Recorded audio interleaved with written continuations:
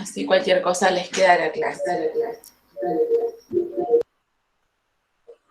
Bueno, chicos, voy a mostrarles la presentación, que esto tarda siempre un ratito.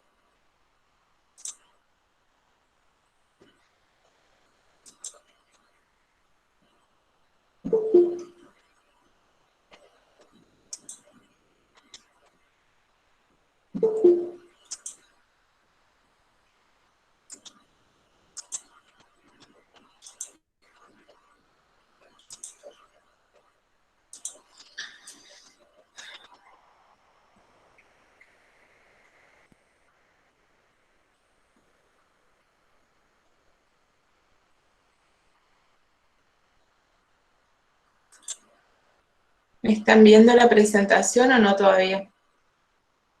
Sí, profe, se ve. ¿Sí? Bueno, ahí donde dice unidad 3, presentación 1, ¿lo están viendo? Sí, profe. Sí, profe. Sí. Bueno, chicos, vieron que esta unidad, como es un poquito más larga, tiene 3 presentaciones. Esperen un segundito que... Bueno. Un segundito.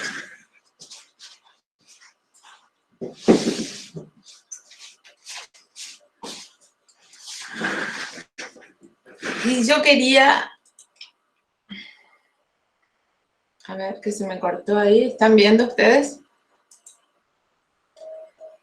Yo quería retomar un poquito con ustedes la idea de por qué estamos dando esta asignatura en una carrera de ingeniería. ¿Se acuerdan que dijimos que lo que nosotros vamos a estudiar, que son las propiedades físicas y químicas de los materiales, motivo por el cual los vamos a elegir para alguna situación en particular, depende del tipo de uniones químicas que presenten, lo cual a su vez depende del tipo de átomos o moléculas que lo componen. Por eso vamos estudiando en ese orden las cosas, ¿sí?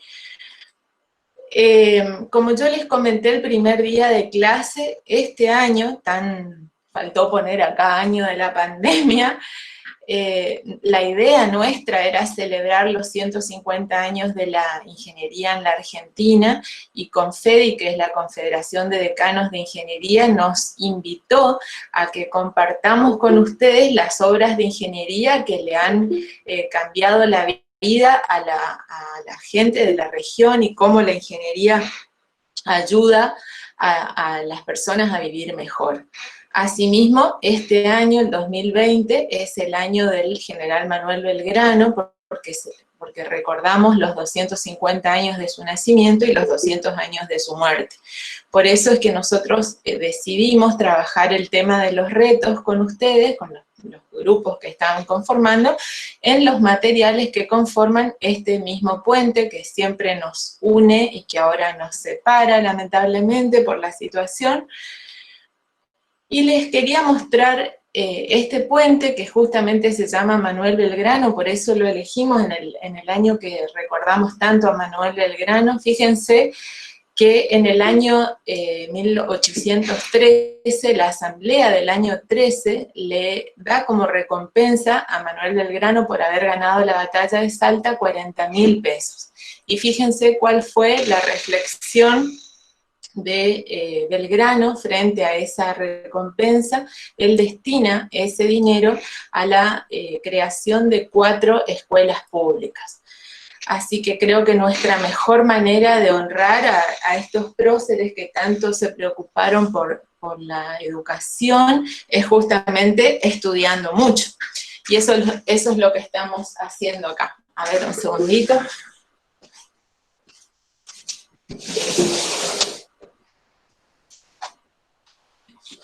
Bueno, muy bien. Vamos a ver entonces, la primera de las presentaciones era para estudiar. Yo les voy a hacer un resumen, no les voy a dar todo lo que tienen en los 3 audios porque se va a hacer muy largo. Las propiedades de la naturaleza y propiedades de los sólidos. Los sólidos, las características que nosotros estamos acostumbrados a ver en un sólido, su volumen, su densidad, su dureza, dependen del las partículas que lo componen, que pueden ser átomos, moléculas o iones, y a su vez de las fuerzas que van a actuar entre esas partículas. ¿Recuerdan el primer gráfico que les mostré? Cómo vamos avanzando hacia poder interpretar las propiedades que presentan los materiales de uso en la ingeniería. Y esas características de los sólidos que nosotros estamos acostumbrados a ver, justamente van a depender de la proximidad que tienen esas partículas en un sólido y de las fuerzas que se van a establecer. Hay una primera clasificación de los sólidos en cristalinos o amorfos. ¿Qué son los cristalinos? Los que tienen un retículo cristalino verdadero. ¿Y cuáles son los amorfos? Los que carecen de ese retículo cristalino.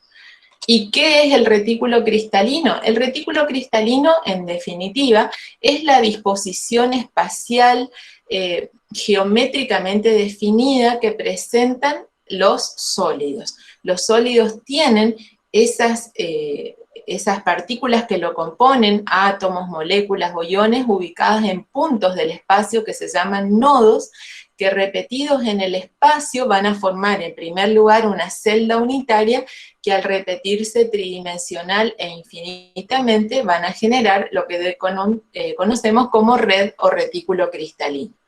En función a esto, entonces, tenemos los dos tipos de sólidos que mencionamos, los cristalinos y los amorfos. Los amorfos van a estudiar los chicos que están trabajando por retos en la parte de vidrios y de plásticos, ¿sí? Carecen de retículo cristalino, las partículas están dispuestas de manera azarosa y por lo tanto no tienen un punto de fusión definido. Vidrios, plásticos, caucho, por ejemplo. En cambio, los cristalinos sí, las partículas que lo componen, que vamos a ver que pueden ser iones, pueden ser átomos, pueden ser moléculas, o pueden ser, núcleos, que en el caso de los metales, están ordenadas de manera estricta y por lo tanto van a tener puntos de fusión definidos. Acá ven, por ejemplo, el cuarzo, que es dióxido de silicio puro, es un sólido cristalino verdadero y fíjense que tiene una ordenación espacial perfecta. En cambio, el vidrio, que también está formado por dióxido de silicio, la estructura es desordenada, son los mismos átomos, pero sin una ordenación espacial perfecta como tiene el cuarzo. A su vez, esos sólidos cristalinos se subdividen en cristales iónicos, moleculares, covalentes y metálicos, en función de cuáles son las partículas que se ubican en los nodos. Y vamos a ir viendo cada uno de ellos. En el caso de los cristales iónicos, lo que vamos a tener en los nodos son cationes positivos alternados con aniones negativos. Como vemos, por ejemplo, acá en el cloruro de sodio, creo que es la imagen, o cloruro de cesio.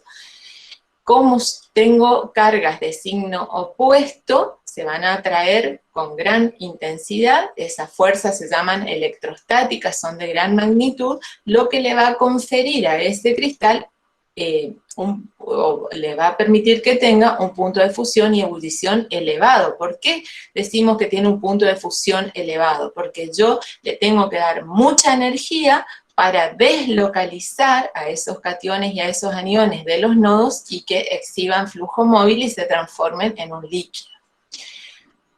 Como esas partículas al estado sólido están quietas, en los nodos no conducen la corriente eléctrica al estado sólido, pero cuando se funden o si se disuelven en agua, por ejemplo, sí van a ser conductores porque voy a tener cationes y aniones con libertad de movimiento. En el caso de los cristales moleculares, lo que yo voy a tener en los nodos son las moléculas, son moléculas. Y acá les quiero hacer una aclaración.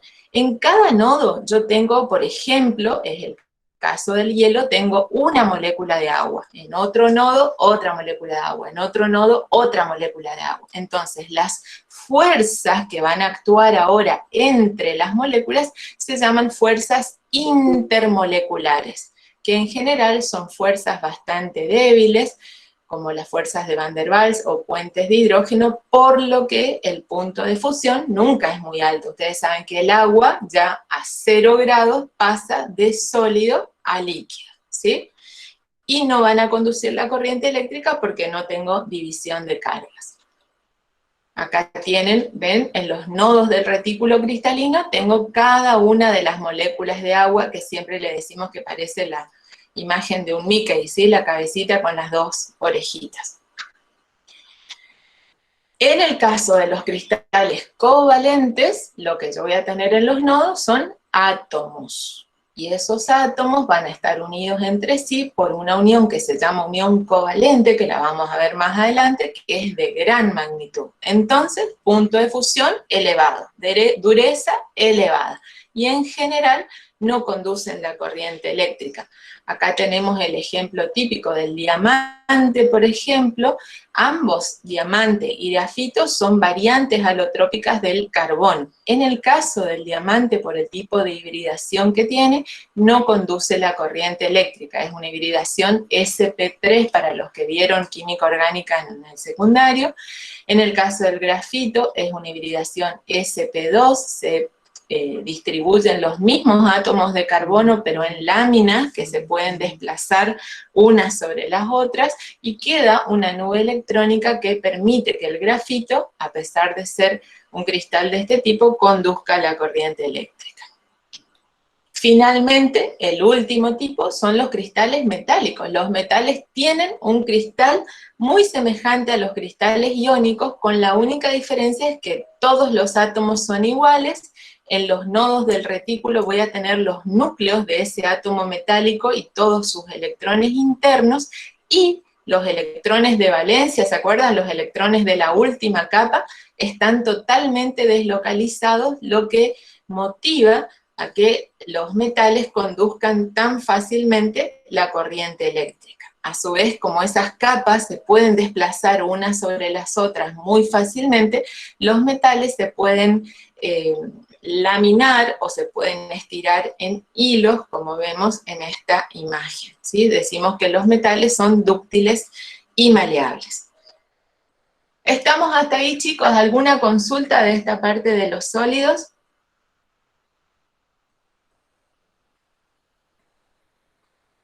Ninguna, profesora. No los estoy viendo, así que cualquier cosa me avisan. Yo tampoco estoy viendo el chat por ahora. Cualquier cosita me preguntan después. En la presentación 2 vemos los líquidos y luego los gases.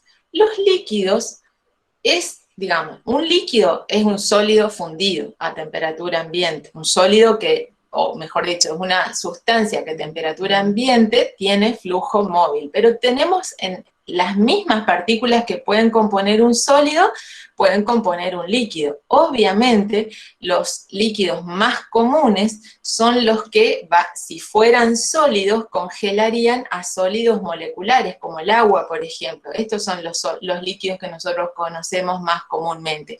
Difícilmente vamos a tener un metal fundido o una sal fundida en la vida cotidiana. Lo puedo producir, por supuesto, pero a temperatura ambiente los líquidos comunes son los que podían congelar o solidificar a sólidos moleculares como el agua. El estado de ordenación que tienen estas mismas partículas es algo intermedio a la del estado sólido y al estado gaseoso. Y las fuerzas que operan entre esas moléculas, de nuevo, son las mismas que vimos para el caso del hielo, por ejemplo, puentes de hidrógeno, Van der Waals, etcétera, que no son muy intensas.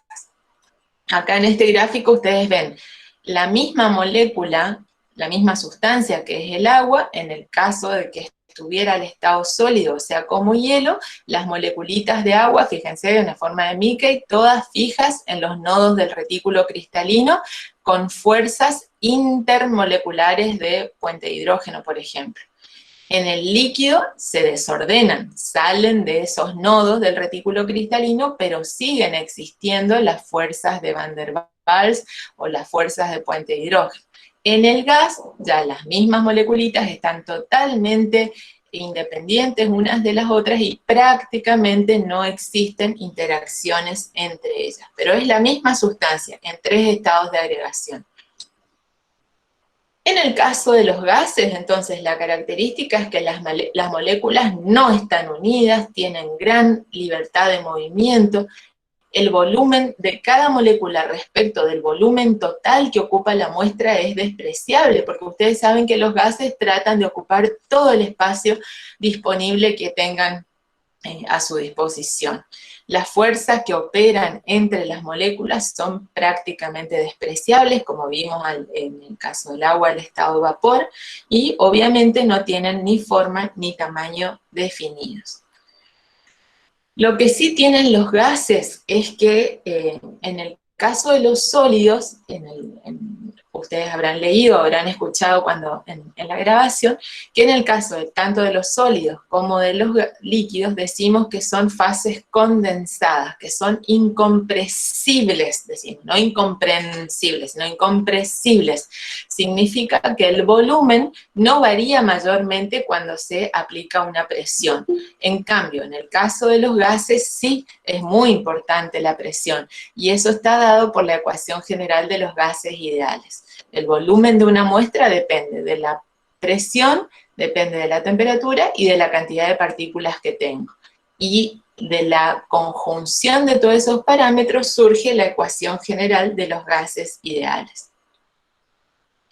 Ustedes saben que todos los estados de la materia son interconvertibles, ¿sí? Del hielo yo puedo pasar al agua líquida, al vapor de agua, para un lado, para el otro, todos los estados son interconvertibles, cada uno de esos pasajes tiene su nombre específico, y un parámetro que estudiamos en el caso de los líquidos es un equilibrio que se establece entre un líquido que está en equilibrio con sus vapores, ¿sí? Si nosotros encerramos una muestra líquida en un espacio reducido, algunas moléculas del líquido se evaporan y otras que están evaporadas pueden ser recapturadas y condensarse. Cuando se establezca un equilibrio y esa velocidad de evaporación sea exactamente igual a la velocidad de condensación, estamos diciendo que ocurren dos procesos inversos a la misma velocidad, y en ese momento, cuando el sistema está en ese equilibrio que es dinámico, porque en realidad están ocurriendo dos procesos inversos pero a la misma velocidad, determinamos en esas condiciones la presión de vapor de un líquido, que sería la presión que ejercen los vapores en equilibrio con un líquido a una temperatura determinada. Entonces, con eso estamos diciendo que la presión de vapor depende mucho de la temperatura, aumenta la presión al aumentar la temperatura, y del líquido en particular. Cada líquido tiene su propia curva de presión de vapor, como vemos en este gráfico. Si graficamos la presión de vapor en función de la temperatura, vemos que al aumentar la temperatura, aumenta la presión de vapor, y a su vez que tenemos una curva para cada una de las sustancias. Si llegara a suceder que esa presión de vapor se iguala a la presión atmosférica, y consideremos como 760 milímetros de mercurio una presión atmosférica normal, decimos que la temperatura a la que ocurre eso, cuando la presión de vapor iguala a la presión atmosférica, esa temperatura se llama punto de ebullición, que para el caso del agua, como ven en el gráfico, es 100 grados Celsius. ¿Se entiende? ¿Por qué? Tengo una duda, profe. ¿Por qué medimos la presión en milímetros de mercurio? La presión se puede medir en distintas unidades. Se puede medir en atmósfera. 760 milímetros de mercurio es una atmósfera. Es lo mismo, se puede medir en milímetros de mercurio, en atmósfera, en Torricelli, en pascales. Yo les muestro en este gráfico en particular, está en milímetros de mercurio, ¿sí? Bueno, y en la presentación 3, lo que vimos es algo que ustedes van a ver mucho en los problemas, ¿sí? Lo que son los sistemas dispersos. Y acá yo siempre les digo a los chicos que esto de tan pavote que en realidad es lo más importante, y es lo que les marqué acá con amarillo. Cuando nosotros hablamos de un sistema disperso, estamos hablando de una mezcla de dos o más sustancias puras pero que no se combinan ni reaccionan entre sí, porque si yo las voy a unir y van a reaccionar, se va a formar otra sustancia distinta. Acá simplemente están mezcladas. ¿Se entiende eso? Eso es muy importante, ese concepto, porque yo mezclo dos cosas, junto dos cosas, pero no deben reaccionar entre sí. Solamente se deben mezclar. ¿Es algo así como el Y agua y vamos el aceite, profe? Exacto, si vos mezclás agua y aceite no se forma vinagre, ¿sí? O sea, tengo una mezcla de agua y aceite, tengo piedras y agua, arena y tierra, tengo agua y sal. En la mezcla siguen conservando su identidad química las especies que se mezclan, no reaccionan entre sí. ¿Se entiende? Sin Algo así importar como un el... sistema heterogéneo, profe. Ahora vamos a ver eso de cuándo decimos que es heterogéneo y cuándo es homogéneo. Esto es en general, digamos, cuando yo mezclo algo que está en menor proporción con algo que está en mayor proporción, lo que obtengo es un sistema disperso, pero lo que tengo que tener en claro es que la fase dispersa no debe reaccionar con el medio dispersante, simplemente se disuelven o se mezclan entre sí. ¿Se entiende? Y decimos que a la sustancia que está en menor cantidad la vamos a llamar fase dispersa y a la que está en mayor cantidad medio dispersante. Y ahí los vamos a su vez a subdividir en función del tamaño de las partículas. Si las partículas son grandes, mayores a 10 a la menos 4 centímetros, o sea, yo me doy cuenta que tengo, por ejemplo, agua y arena, estoy frente a una mezcla heterogénea, como dijo uno de los compañeros, ¿sí? Yo me doy cuenta que es heterogéneo, que está formado por más de una fase, y puedo recurrir a algunos tipos de separación mecánica para separarlos. Por ejemplo, si yo tuviera agua y arena, los puedo filtrar, los puedo, qué sé yo, sí, filtrar sería lo adecuado, pero si yo tengo, por ejemplo, limaduras de hierro con harina, por ejemplo, puedo ocupar la imantación para separarlos. Si yo tuviera tierra y piedras, puedo ocupar un tamizaje, ¿sí? Distintos tipos mecánicos de separación.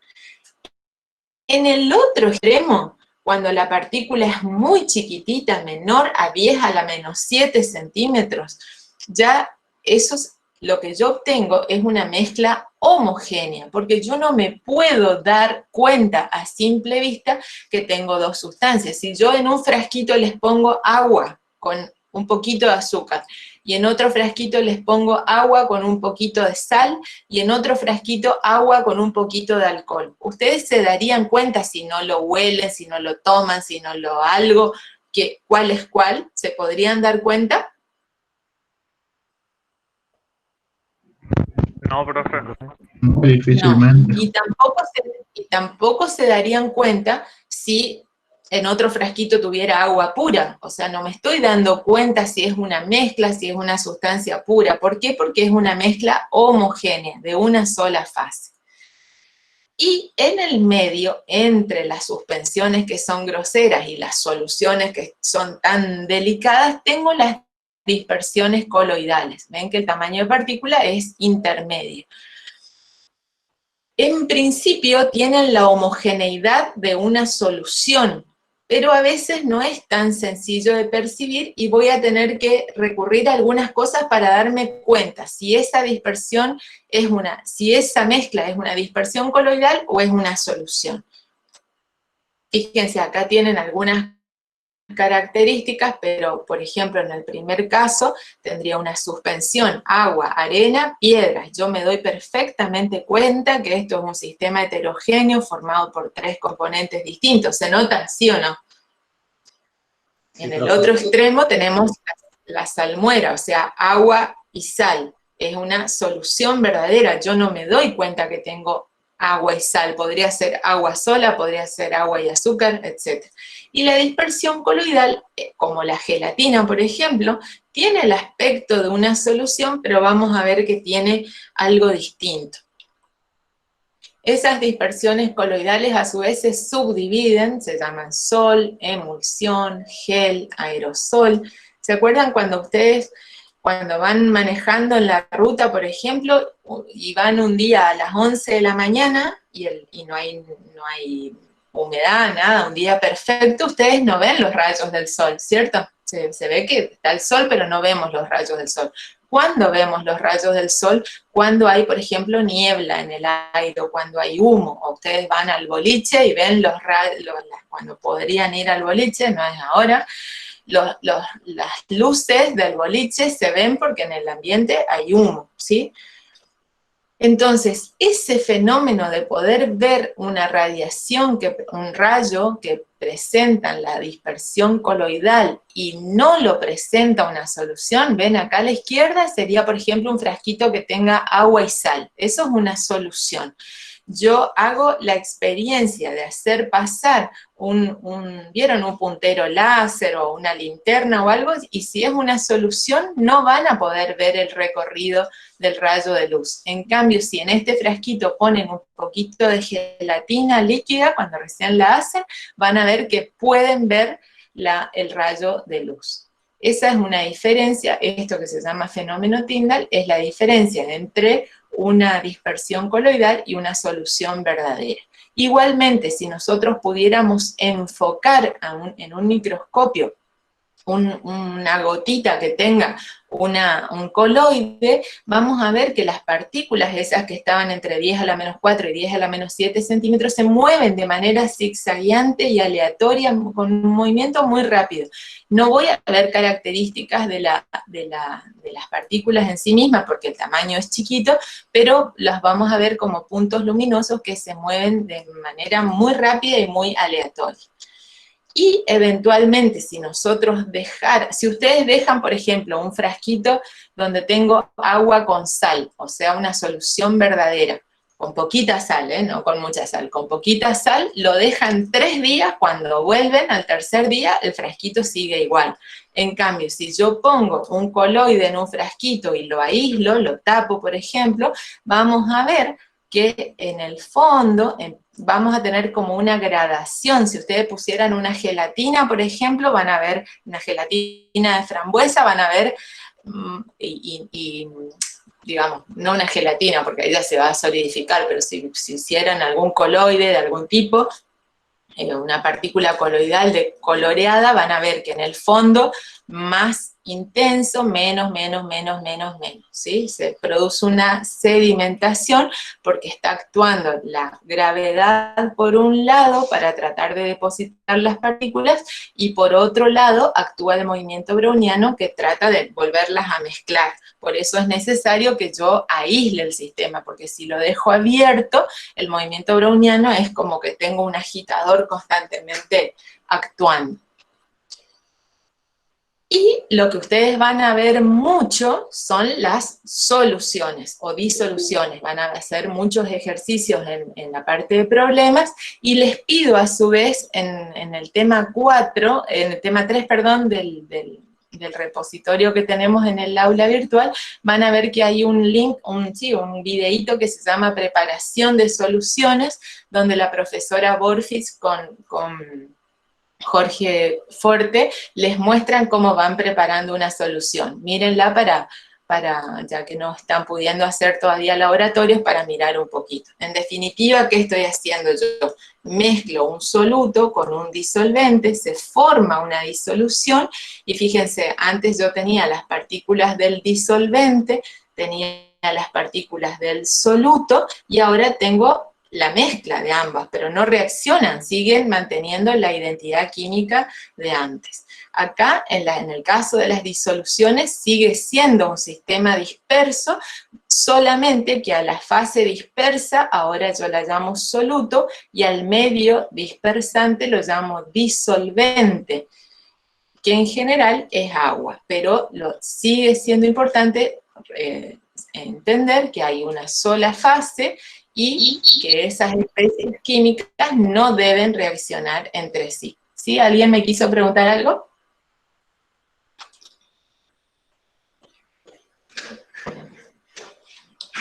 Bueno, Y lo que van a ver mucho en la clase de problemas es determinar la concentración de una solución. La concentración de una solución, yo necesito saber si una solución es más diluida o más concentrada, necesito en definitiva saber qué cantidad de soluto hay en una determinada cantidad de disolvente o más generalmente en disolución. O sea, cuánto soluto yo tengo en un cierta cantidad de disolución. Yo les pregunto, ¿una solución que sea diluida va a tener poco soluto o mucho soluto? Poco, va a tener Poco más soluto. solvente. Y una solución que sea concentrada va a tener poco o mucho. Más Mucho soluto. Mucho, cada vez más, digamos, ¿sí? Distintas concentraciones. Y van a ocupar ustedes unidades físicas y unidades químicas para expresarlas.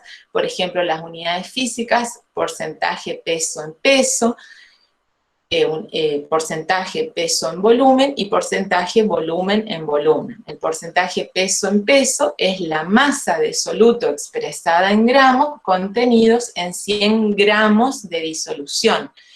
Porcentaje peso en volumen es la masa en gramos de soluto en 100 mililitros de solución, y volumen en volumen, los mililitros de soluto en 100 mililitros de solución. Van a ser muchos problemas con esto, así que no me detengo tanto acá.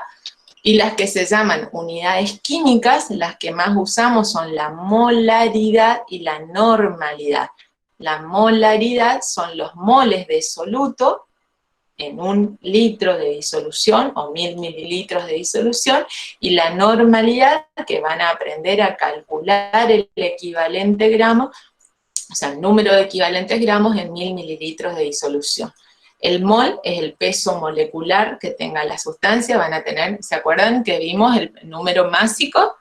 En la unidad 1 vimos número másico de cada uno de los átomos. Van a ir sumando los números másicos multiplicado a su vez por el subíndice que tengan, una fórmula cualquiera, y los equivalentes gramos lo mismo, solo que se van dividiendo por distintos coeficientes en función de si es una base, si es un ácido y si es una sal. Eso lo van a aprender bien en el práctico. Y la solubilidad era lo que ustedes me estaban diciendo. O sea, si yo empiezo a agregar soluto a un disolvente, le agrego, va a llegar un momento donde esa solución, decimos, se va a saturar, no va a poder disolver más soluto. En ese momento yo tengo una solución que llamamos saturada. Si yo midiera la concentración de soluto en ese momento, es lo que se denomina solubilidad, ¿sí? En la solución saturada, de nuevo, se establece un equilibrio. Hay soluto disuelto en equilibrio con soluto sin disolver, ¿sí? Y acá pueden ver ustedes, esto lo van a leer tranquilamente, pero puede suceder que yo quiera disolver un gas en un líquido, y se va a establecer de nuevo un equilibrio, donde va a haber un equilibrio entre la velocidad de escape, que las moléculas gaseosas las moléculas que están en el líquido tratan de volver a la fase gaseosa, y la velocidad a que las moléculas gaseosas se disuelven en el líquido. Cuando yo establezco un equilibrio y ambas velocidades son iguales, puedo determinar la solubilidad de ese gas en ese líquido. Esto en el caso de los gases sí depende mucho de la temperatura. ¿Qué les parece? Si yo aumento la temperatura, ¿aumento la solubilidad del gas o disminuyo la solubilidad? ¿Qué le pasa? Disminuye, porque ustedes saben lo que pasa en una gaseosa cuando hace mucho calor. Por ejemplo, el dióxido de carbono en la 7-Up, qué sé yo, trata de salirse, ¿sí? Y muchas veces pueden explotar las botellas. En cambio, si yo aumento la presión, aumento la solubilidad. Y ustedes pueden ver acá en este corredor de Fórmula 1, ¿qué está haciendo él? Está agitando la botella de champán, le está dando energía cinética a esas moléculas gaseosas que tratan de salir, y a su vez, como saca el corcho, ¿sí? la libera, disminuye la presión y el gas sale de la botella. Si ahora queremos disolver un sólido en un líquido, de nuevo, va a pasar lo mismo, empiezo a agregar sólido, sólido, sólido, sólido, en un momento la velocidad en que ese sólido difunde y se disuelve, se vuelve a depositar. En el momento exacto en que ambas velocidades son iguales, yo puedo determinar la solubilidad de ese sólido en ese líquido y va a representar la concentración de esa solución saturada. ¿Qué puedo hacer yo para modificar la solubilidad? Ustedes saben que muchas veces nosotros, por ejemplo, cuando cocinamos y tenemos que derretir manteca, decimos nosotros, ¿qué hacemos? ¿Ponemos el pan de manteca entero en el fuego o lo cortamos en trocitos? ¿Qué le parece a ustedes?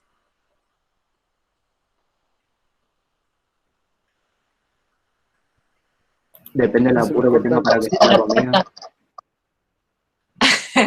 En general, para, decimos nosotros, derretirlo más rápido, lo cortamos en pedacitos, porque estamos aumentando el área superficial. Lo mismo acá, si yo quisiera disolver un sólido en un líquido, si yo muelo el sólido, lo que voy a lograr es que se disuelva más rápido, que la solución se sature más rápido, pero no va a cambiar la cantidad de soluto que pueda disolver. ¿Se entiende? O sea, yo estoy tanto con el aumento del área superficial como cuando uno agita una solución, lo único que hago es aumentar la velocidad de la disolución. Eso lo vamos a ver después cuando veamos velocidades de las reacciones químicas. Pero no puedo, lo que tal solvente disuelve de tal soluto es siempre lo mismo, dará más o menos tiempo, pero eso no lo puedo cambiar. La presión acá prácticamente no influye y la temperatura va a depender. Si en el proceso de disolución el sistema trata de absorber calor, cuando yo le dé más calor lo voy a favorecer. En cambio, si cuando se disuelven liberan calor, si yo le aumento la temperatura, voy a entorpecer ese proceso. También puedo pretender disolver un líquido en otro líquido, y ahí puedo tener tres casos: que los líquidos se mezclen unos en otros en todas las proporciones, por ejemplo, agua y alcohol, yo puedo mezclar en cualquier proporción y siempre se siguen mezclando. Que sean parcialmente miscibles, ¿sí? Que se mezclen unos en otros, y que sean directamente inmiscibles, como dijo el compañero, agua y aceite. Por más que yo le ponga más aceite o más agua, lo revuelva, lo agite, en fin, no se van a mezclar, ¿sí? Y en algunos casos la temperatura puede ayudar un poco, pero no es lo habitual. Y finalmente tenemos un caso extraño, que es la solubilidad entre sólidos. O sea, yo disuelvo un sólido en otro sólido. Acá, en este caso, van a los chicos que trabajen con aceros, van a hablar de lo que es la ferrita, que es carbono sólido que actúa como soluto disuelto en hierro, que actúa como solvente sólido. Y se forma una solución que es blanda y dúctil, ¿sí? Eso lo van a ver los chicos que trabajan con la parte de metales, y lo vamos a ver también cuando hablemos de aceros en el tema 9. Y otras mezclas, por ejemplo, aluminio y silicio, que son insolubles. Y en cuanto a las curvas de solubilidad, esto es lo que nosotros fuimos mencionando. Podemos agregarle soluto a un disolvente. Al principio voy a obtener una solución diluida. Si le sigo agregando, voy a obtener una solución concentrada. Va a llegar un momento donde el disolvente no va a poder absorber más soluto, y en ese momento tengo una solución saturada. Y si yo le agregara más soluto, voy a tener una solución sobresaturada. Si ustedes le agregan mucha azúcar al café, ¿qué pasa en un momento? El café cada vez está más dulce, más dulce, más dulce, más dulce, y en un momento, ¿qué pasa? Sacamos azúcar del fondo con la cuchara.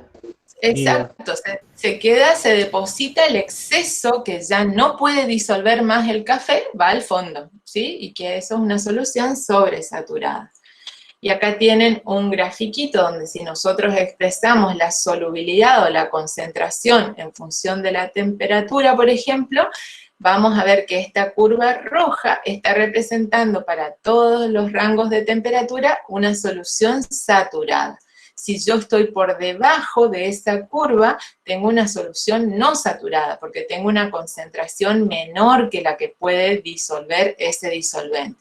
Por el contrario, si estoy por arriba de la curva de saturación, voy a tener una disolución sobresaturada, que en general lo que es inestable y lo que trata de formar es volver a la curva y que en el fondo se deposite el exceso del soluto sin disolver.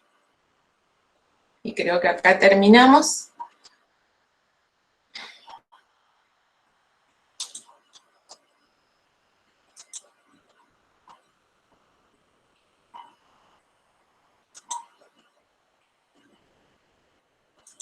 Estamos de nuevo. ¿Sí? Yo no voy al boliche. Bueno.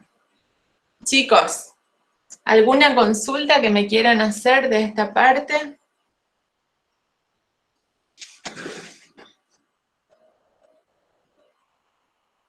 Hoy que eran más temas, terminé más rápido.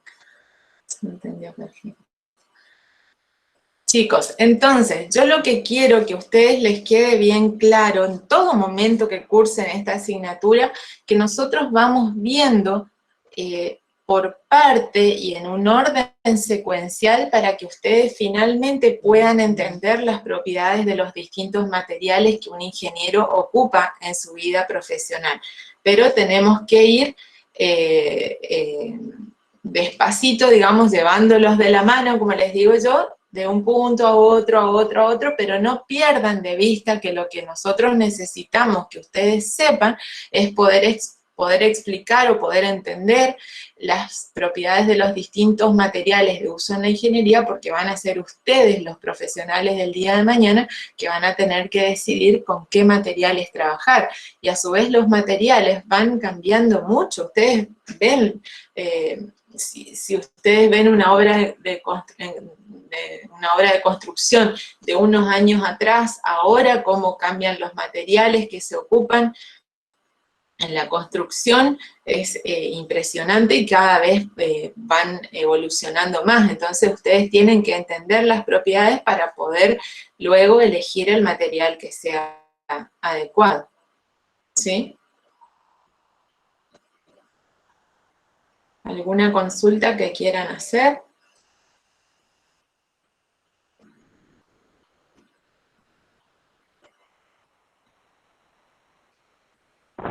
No, profe. ¿A todos? ¿Quién? ¿Se entendió bien lo de los coloides, por ejemplo? A veces es un concepto un poquito difícil de entender, como que es algo que es intermedio, o sea, en definitiva se parece a una solución, porque yo a simple vista no me doy cuenta que es un coloide, pienso que es una solución, pero tiene, si yo por ejemplo, lo enfoco con un haz luminoso, si yo puedo ver el rayo luminoso atravesando ese coloide, es porque es un coloide. En la solución, hagan el experimento, hagan un poquito de agua con un polvito de gelatina, lo revuelven y háganle pasar la luz de un puntero láser, sería lo óptimo, digamos, pero por ahí con una linterna, eso también lo pueden ver. O lo que yo les digo, si se levantan a la mañana, ya que no van al boliche, dice Nair, pobre, no pueden ir al boliche, pero si ven a la mañana, ahora que hay bastante humo en el ambiente, se ven los rayos del sol, que si es un día bien despejado, no lo ven, porque ahí el aire se actuaría como una solución. En cambio, cuando hay humo o niebla, el aire con eso funciona como un coloide. ¿Está? ¿Cómo están con el tema de los grupos trabajando en los retos? ¿Ya están todos organizados o no? Sí, profe. ¿Sí? ¿Están trabajando bien?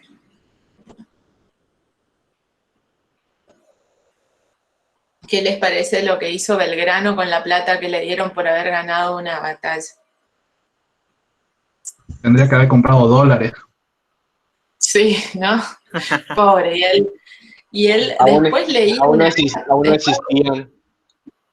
Voy a ver si lo encuentro, que esas escuelas a su vez que él donó, por la burocracia que siempre existió en nuestro país, se construyeron no sé cuántos años después recién, ni siquiera la plata que él donó se pudo ocupar tan rápido.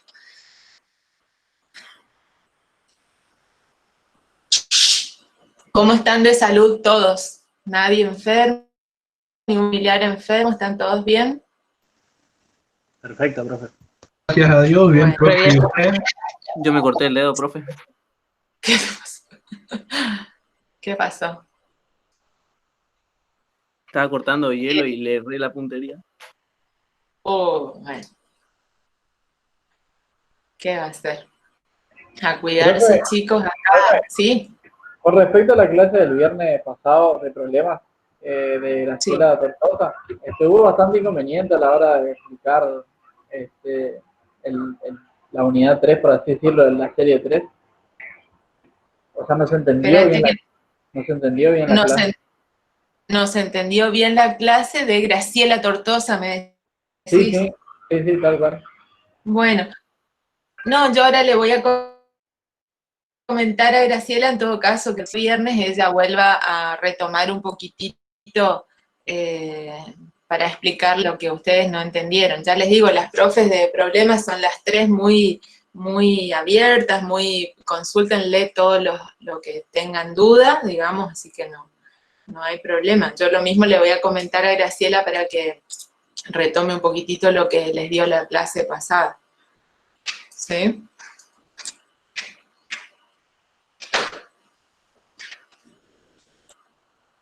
Y bueno, y después en el práctico ustedes van a trabajar de este tema fundamentalmente el tema de las soluciones, ver el tema de las concentraciones, cómo se calculan las concentraciones de las soluciones en unidades físicas, en unidades químicas, cómo se calcula un mol, cómo se calcula un equivalente gramo, en el caso de una sal, en el caso de un ácido, en el caso de una base. Entonces van a trabajar bastante en eso porque es importante, y vean el videíto que está en el repositorio que les grabó Valeria Borfitz, que ahí les explica bien cómo se prepara una solución, los pasos que se hacen para preparar una solución, la importancia en el laboratorio siempre rotular las distintas soluciones, porque es importante, digamos, conocer la concentración, o sea, la cantidad de soluto que tengo por unidad de disolvente o de disolución, es muy importante porque uno eso lo necesita ciertas concentraciones para ciertas reacciones químicas, digamos, no es que uno mezcla cualquier cosa con cualquier cosa. Eso en el trabajo de laboratorio es sumamente importante. Por eso vieron, por ejemplo, cuando uno les haga una aclaración, por ejemplo, vieron que cuando empezó el tema del COVID, que decían la lavandina al tanto por ciento para limpiar la superficie, al tanto por ciento para los zapatos, al tanto por ciento para limpiar las bolsas del supermercado. Bueno, ahí eso es una concentración que hay que saber hacerla para hacer bien, porque la lavandina pura quizás no tiene el mismo efecto que la disolución adecuada para cada uso, ¿sí? El alcohol 70-30. El alcohol 70-30, todo eso son concentraciones son formas de expresar la concentración que digamos, todos deberíamos saber un poquito de esto, porque justamente si yo ocupo en algunos casos una sustancia pura, pensando que va a ser más efectiva, y no, es más, tiene mayor poder germicida a una cierta disolución mezclada con agua que pura. Entonces todo eso es importante, son las distintas aplicaciones que nosotros vemos, ¿sí? ¿Alguien me quería preguntar algo? Si este viernes ya se va a tocar la serie 4 ya, ¿o no todavía? Y este viernes, que es... no, este viernes siguen con serie 3, continuación de serie 3. Así que ahí le piden a las profes, porque están dando nomenclatura ustedes, y así que este viernes continúan con nomenclatura. Así que ahí se sacan todas las dudas que tengan. Profe, una pregunta. ¿Sí? ¿Por qué este año? No te voy a responder a vos, ¿cómo te llamas? ¿Qué es eso, Club Atlético Boca Juniors en mi clase? No puede ser eso. No, quería preguntarle por qué la serie 3 es nomenclatura este año y el año pasado fue soluciones. Porque bueno, a veces vamos cambiando porque para ir un poquito, para no darles todo nomenclatura, a nosotros como profesores de química de la facultad nos cuesta un poquito arrancar con que los alumnos dieron muy poca química en el secundario. Se supone que ustedes ya deberían saber uniones o nomenclatura, ya no lo deberíamos dar en la facultad porque se supone que ustedes lo deberían ver en el secundario. Sabemos que no es así y darlo todo junto, nomenclatura al comienzo del cuatrimestre se hace como medio pesado, entonces las profesoras lo van como mezclando un poquito con las cosas. Es importante la nomenclatura porque, digamos, los químicos usan la nomenclatura química justamente para ahorrar palabras. Yo pongo H2O y ya todos sabemos lo que es, o qué sé yo, NaCl, ya sabemos que es cloruro de sodio, entonces son formas de expresar las sustancias de manera rápida para poder hacer las reacciones químicas y demás que ustedes entiendan. Y bueno, es un poquito a veces tedioso cuando uno empieza con eso, pero una vez que le agarran la mano siempre es de la misma manera, no tiene, es muy matemático, es muy siempre repetitivo, digamos, no hay manera de equivocarse. Si uno lo entiende, no hay manera de equivocarse. Por eso es que nosotros les decimos siempre que traten de llevar la materia así paulatinamente, porque si lo hacen así, lo van a entender sin problemas. Ahora, si de repente quieren engancharse con la materia al final del cuatrimestre, parece todo que no se puede entender. Pero si la van llevando, es muy secuencial y es muy lógico, siempre tiene mucha lógica y todo se relaciona con todo. ¿Está? Profe. Cambiame Carlos Hernán Villalba para la próxima, tu dibujito. Bueno, profe. No, estoy haciendo chiste, no. Ni fútbol. Salía mal en el parcial. ¿Eh? Salía mal en el parcial, ya veo. No, jamás. Bueno, así que están todos bien. ¿Cómo van con física? Con las otras materias, ¿cómo están?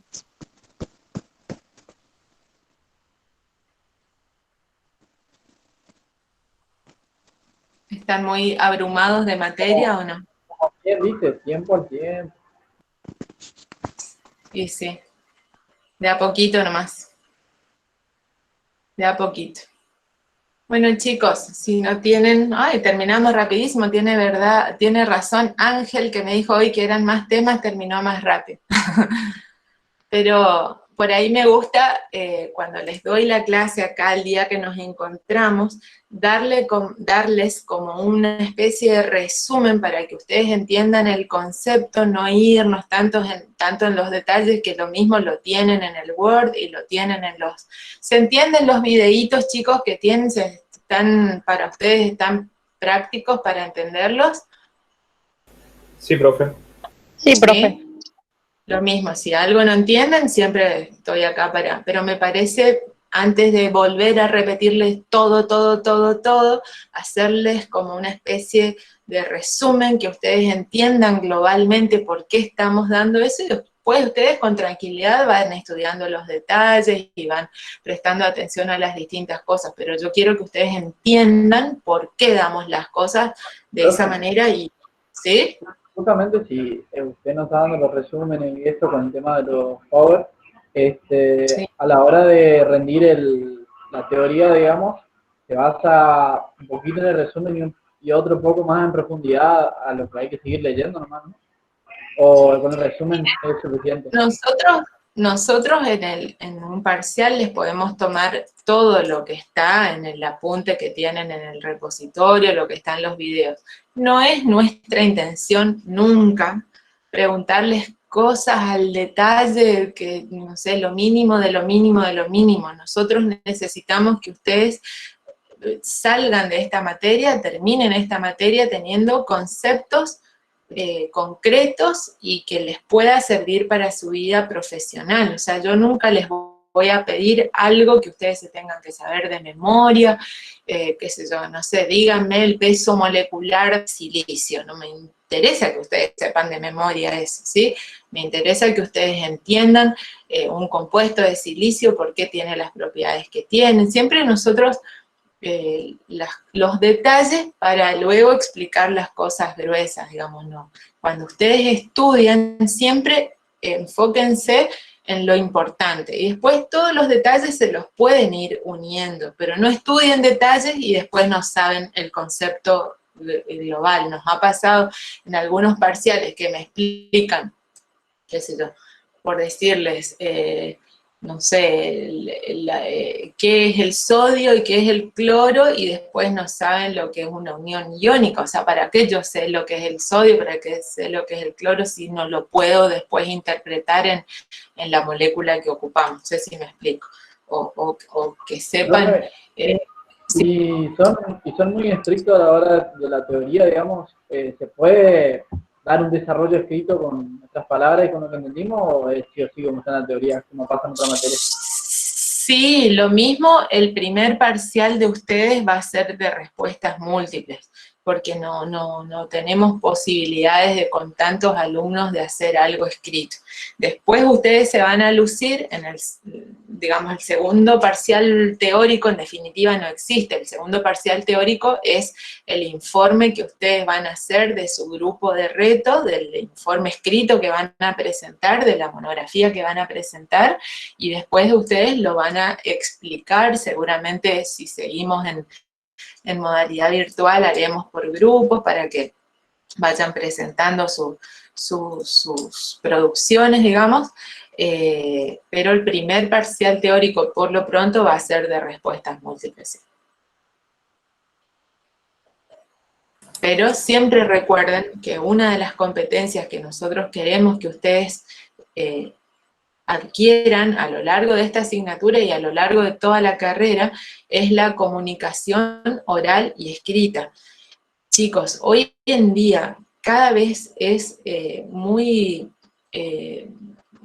feo ver profesionales que no se saben expresar bien, ni oralmente, ni de manera escrita. Eso hace a un profesional, saber ocupar, manejar muy bien el lenguaje técnico de la profesión de ustedes. Entonces, ¿cómo van a aprender a hablar si no hablan? Ustedes tienen que acostumbrarse a estudiar repitiendo en voz alta las cosas para adquirir un lenguaje fluido que dé cuenta de lo que ustedes saben. No es solo escribir como jeroglífico, no, hace mucho a la calidad de un profesional la forma de comunicación que ustedes tienen, y hoy en día en los puestos de trabajo eso es muy importante. Entonces traten ustedes de ir adquiriendo desde primer año eso que ahora llamamos competencia, pero es una habilidad de poder comunicar las cuestiones de manera oral y de manera escrita,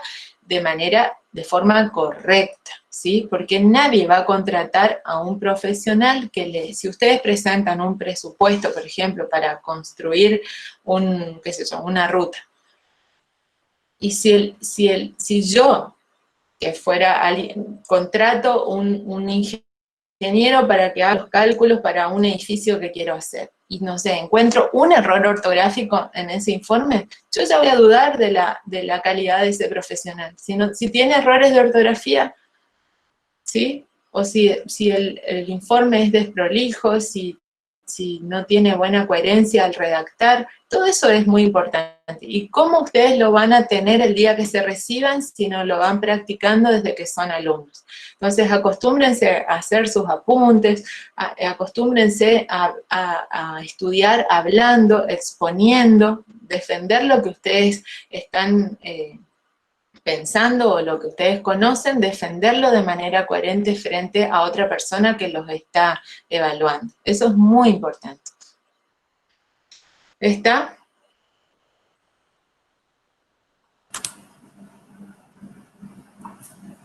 Bueno, chicos, ¿alguna pregunta más?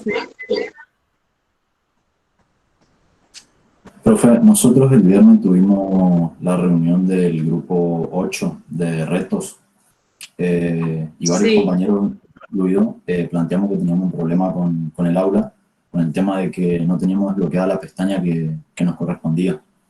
Le dijimos eso a la profe tutora correspondiente, pero no sé si otros compañeros... El tema 8 es la profesora Suaga, ¿no? Sí, la parte de metales, ¿sí? Sí. Bueno, si ustedes, a ver, tendrían que en el aula hablar, no sé si está todavía, creo que ya se habrá ido Ignacio, que es nuestro tutor. Sí. Lo que por ejemplo, en mi grupo de reto, en el grupo 11, lo que hizo la profesora Vale, si no me equivoco, Borsi, Valeria, sí. Sí, nos pasó el archivo del grupo 11, digamos, en donde tenemos la información sobre aditivos, por ejemplo. Creo que así se van a manejar, dijo la profe, que van a pasar los archivos a cada grupo. Ajá. Bueno, pero yo lo que necesito es que todos los chicos que están en el grupo de reto, lo mismo le voy a decir a la profesora Suaga, que hay algunos chicos entonces que concretamente no están pudiendo entrar ustedes al grupo, ¿eso sería? Porque en el aula virtual están las pestañas de cada uno de los grupos. Claro, pero no la tenemos desbloqueada. Vos no podés entrar, digamos, tus compañeros sí. No sé. Yo particularmente no es puedo. Como que vos no estás admitido en el grupo, no te permite ingresar, ¿eso sería? Claro. Está. Bueno, en todo caso, a ver, yo me voy a comunicar con Mima y ustedes pongan en el aula virtual o manden en el foro o algo, pongan algún reclamo o se comunican con Ignacio, que es nuestro tutor, para que les resuelvan eso. Eso es muy importante que ustedes tengan ya su grupo y puedan estar trabajando bien, ¿sí? ¿Cómo sería Gonzalo Frías el que está con ese problema, no es cierto? No, yo soy Gabriel Díaz. Gabriel, ¿cuánto? Díaz. ¿Díaz? No te escucho bien, por eso te pregunto. Gabriel Díaz. Sí. Le voy a decir a la profesora Mima entonces para que ahí te veo, sí, Gabriel Díaz, para que se ponga en comunicación con vos, ¿sí? Espérame que voy a sacar. Esta vez en la reunión le pasé, después le volví a hablar, me volví a pedir mis datos, le volví a pasar, ella ya tiene todos mis datos. Espérate que no te escucho bien, repetime de nuevo. Que ella tiene todos mis datos porque yo le pasé el viernes y después le volví a hablar de manera particular y le volví a pasar mis datos. Ah, bueno, le digo entonces que se fije que por algún motivo no estás pudiendo ingresar al grupo. Está. Bueno. Gracias, Muy bien, chicos. El resto sin problemas, entonces con los grupos están trabajando. ¿Bien? Profe, el parcial, ¿hasta qué unidad se toma el primer parcial? De teoría, ¿me estás hablando? Parcial de teoría hasta el tema 6 inclusive. El tema 6 lo damos el martes 22 de septiembre y el parcial es el martes 29 de septiembre. Hasta el tema 6, que son los 6 primeros temas que le doy yo de la parte de química general, eso entra en el primer parcial. Bueno, profe, gracias. Ahí está. Bueno, chicos, si no tienen más consultas... Profe, ¿podría repetir las fechas, por favor? Del parcial, lo mismo lo tienen en el aula como cronograma, pero el martes 29 de septiembre es el primer parcial de teoría, que va a ser de respuestas múltiples, y entran del tema 1 al 6 inclusive. Vale, gracias. ¿Ahí Profe, está? una pregunta. Sí. ¿El parcial práctico va a incluir ejercicios que tengamos que hacer y después subir una foto? Yo eso no lo sé todavía, Santiago, porque van a decidir las profesoras. En todo caso, vayan viendo con ellas, preguntándoles cómo va a ser el parcial de práctico. Bueno, gracias, profe. ¿Está? Bueno, les voy a dejar de nuevo en el aula, como siempre les pongo, el tema 4, el link para el tema 4, y hacemos como venimos haciendo hasta ahora, ¿sí? ¿Está? Profe, para los teóricos con los Word, con los Word y los PowerPoint, ¿es suficiente o hay algún libro en la cartera? Sí, es totalmente suficiente. Si ustedes consideran que por ahí algo no les queda claro, lo quieren ver en algún libro, eso por supuesto va por cuenta de cada uno, pero traté de hacerles lo más completo posible, tanto el Word como los audios, de por lo menos lo que nosotros necesitamos. ¿Está? Sí, profe. Gracias. Sí. Bueno, chicos, que tengan buen descanso y el viernes ya tendrán sus grupos, ¿sí? Nos Profe, vemos muchas entonces. gracias. Igualmente, Chao, chicos. profe, hasta luego. Hasta luego. Chao, hasta luego. Hasta luego. Profe, hasta luego.